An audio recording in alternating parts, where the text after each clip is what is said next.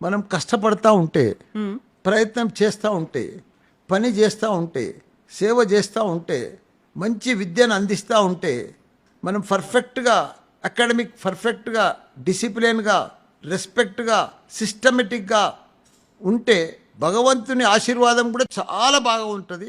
అసలు నేను కళలు కూడా ఊహించలే. నేను పూలు అమ్మేటప్పుడు, పాలు అమ్మేటప్పుడు, బోర్వెల్ నడిపించేటప్పుడు, చిట్ ఫండ్ నడిపించేటప్పుడు నేను ఎప్పుడు స్కూళ్ళు పెడతాను ఎప్పుడు ఊహించలే. కానీ ఇప్పుడు ఈరోజు నా పరిస్థితి ఏంది గుర్తా? ఇండియాలో నేనే నంబర్ 1 ఎడ్యుకేషన్లో. 3 యూనివర్సిటీలున్న ఏకైక వ్యక్తి ఇండియాలో, భారతదేశంలో Mallareddy. Mallareddy university, Mallareddy Vishwavidyapeeth, Mallareddy MR university. Mallareddy అంటే ఒక బ్రాండ్. ఇప్పుడు మీకు యూనివర్సిటీ అంటే ఒక్కటే చాలా పెద్దది. అవును. అందులో 3 యూనివర్సిటీలు. యూనివర్సిటీ అంటే ఏంది?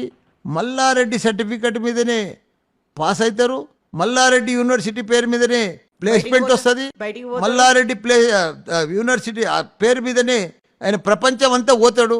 అంత వాల్యూ వచ్చిందంటే ఇలా మల్లారెడ్డి సర్టిఫికెట్కు ఎంత గొప్ప, ఎంత పెద్ద ఆశీర్వాదం, ఎంత పెద్ద పని. అది మామూలు పని కాదు.